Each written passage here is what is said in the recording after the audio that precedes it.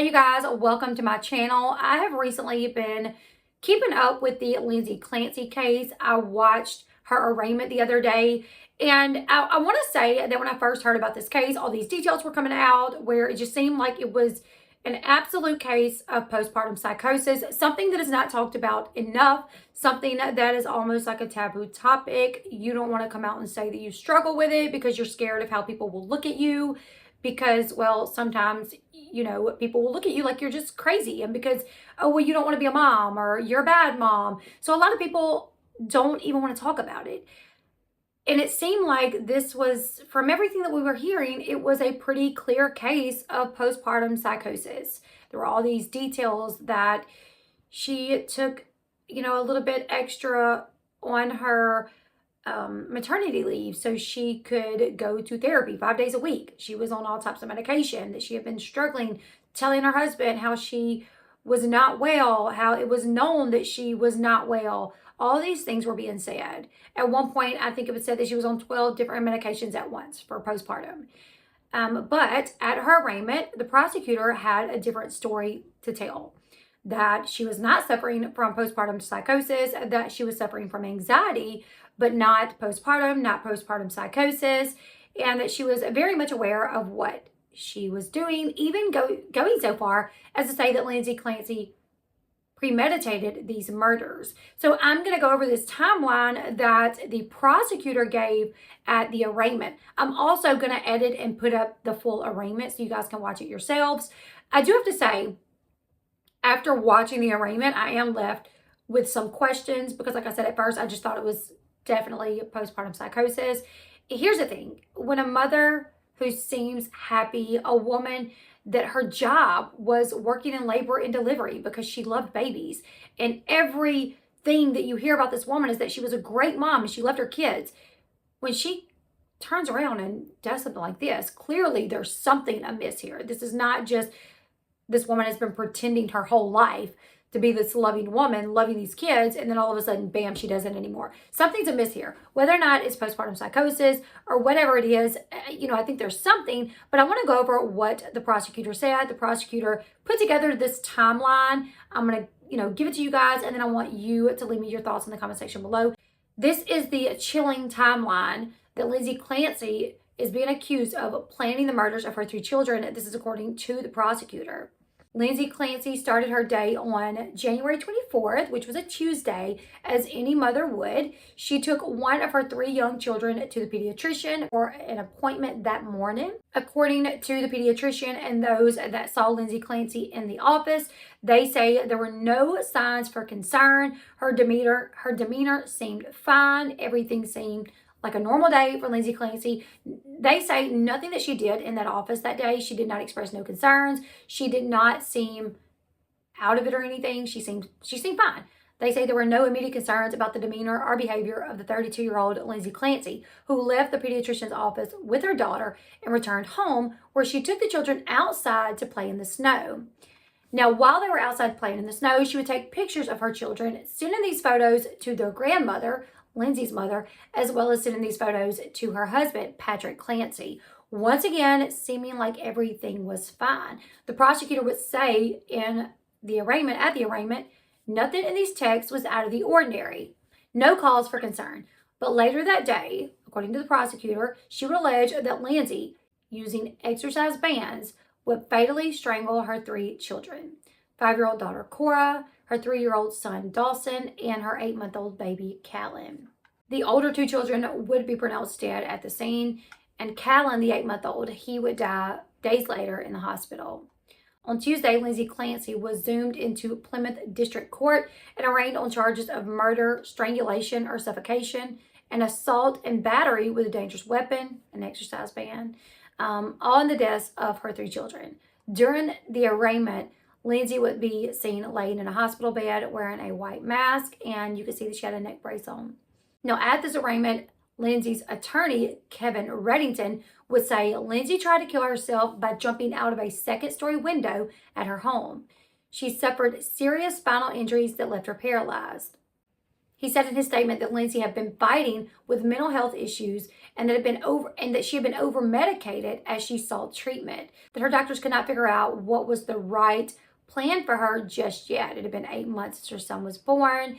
When she first started expressing the fact that she was suffering, they did put her on medications, and they would end up changing these medications and increasing medications and things like that. Her attorney would say, this is not a situation that was planned by any means. This is a situation that was clearly the product of mental illness. So we're going to go over a timeline of events of what took place on January 24th. This was the timeline that was laid out by the prosecution. So she says at 4:02 p.m., Lindsey Clancy would search kids' Miralax on her cell phone. At 4:13, Lindsey would search Take Out 3V on her cell phone. She would use Apple Maps on her phone to determine the time that it would take for someone to travel from her home to the restaurant 3V in Plymouth. At 4:47, Lindsey would search for the CVS website, and she would call CVS and ask the manager if they had children's Miralax. At 4:53, Lindsey would text her husband Patrick, who was working in his home office in the basement of their home. She would text him and say, any chance you want to do takeout from 3V? I didn't cook anything. It's been a long day. Patrick would text back and say yes. Lindsey then told him to check the menu.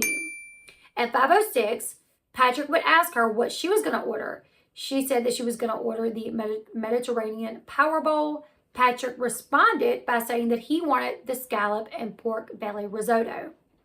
At 5:10 p.m., Lindsey would call 3V Restaurant to place their order, and she would give Patrick's name for the pickup. At 5:15 p.m., Lindsey would text the words Pedialyte liquid stool softener to her husband. And she then sent her husband out to go pick up the Miralax or the stool softener and to pick up the food. At 5:32 p.m., surveillance video would show Patrick at CVS on Summer Street in Kingston, where he went to the children's medication aisle. At 5:33, a call from Patrick to Lindsey's cell phone would go unanswered. At 5:34, Lindsey called Patrick back. The call lasted 14 seconds. He would confirm in that phone call which medication he needed to get. He checked out of the register and left the CVS 3 minutes later. He did note that when he got the call back from Lindsey, it seemed like she was preoccupied with something. So they didn't stay on the phone very long. He would just confirm, get this. She would say yes. They would get off the phone. At 5:54, Patrick would arrive at the 3V restaurant, and he would pay for the food, get the food, and head home. At 6:09 p.m., he would arrive home. He noted that there was silence when he went through the door, something that he said was odd to him. The fact that, he walks into the house and they have 3 children and there's absolute silence. Patrick said upon going through the house, he did not see Lindsey or the kids. So he called Lindsey while looking through the house. The call would go unanswered. Patrick Clancy then says that he went up to the bedroom on the 2nd floor and seen that their door was locked, or found that their bedroom door was locked. Once getting through the door, he saw blood on the floor and their bedroom window open. He ran outside into the backyard, where he would find Lindsey lying on the ground with cuts on her wrist and her neck. At that time, he would call 911. While on the phone with 911, you would hear him ask Lindsey, "What did you do?" Her response was, "I tried to kill myself and I jumped out of the window." During the 911 call, he was also heard asking his wife, "Where are the kids?" Now, what she responded was not picked up in the call, but he did tell the police later that her response was in the basement. When the emergency crews arrived at the scene, he told them to stay with Lindsey because he had to go find his kids.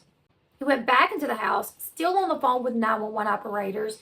Going through the home, you would hear Patrick call out, "Guys." Obviously, nobody said anything back. He made his way down to the basement. Once entering the basement, he would let out screams. Screams of shock and agony, because he stumbled upon his children and they were dead. Each child still had the exercise band that was used to strangle them still tied around their necks when their dad found them.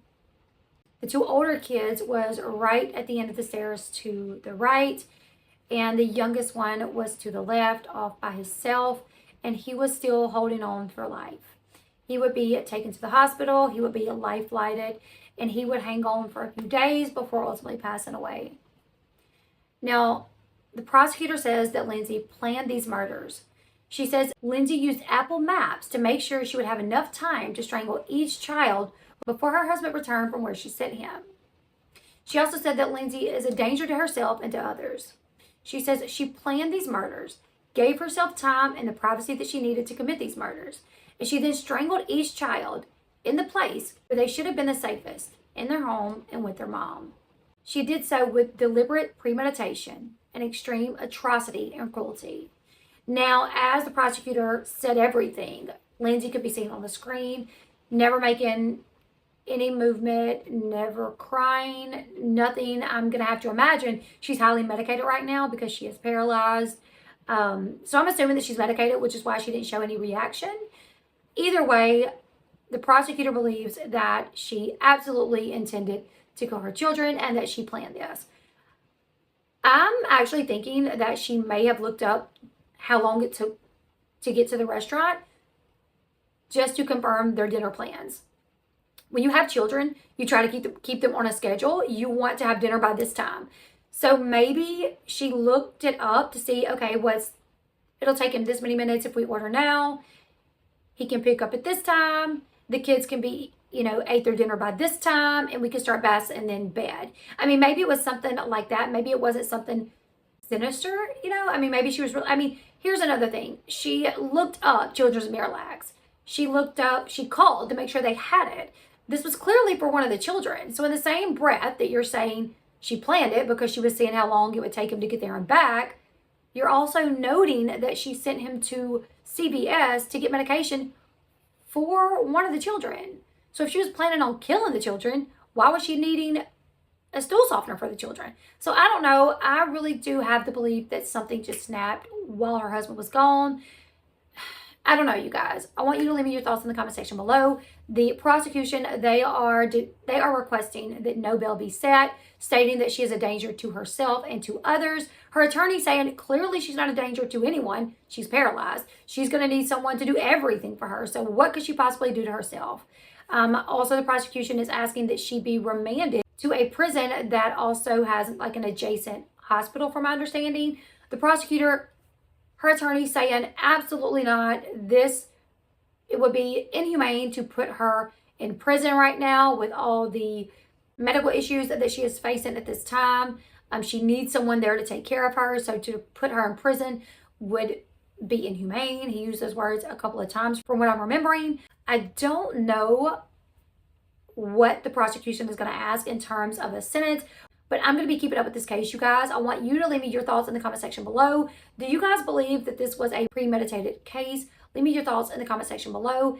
Give this video a thumbs up. Please consider subscribing to the channel if you want to follow this case, and I will see you guys in the next one. Goodbye, everyone.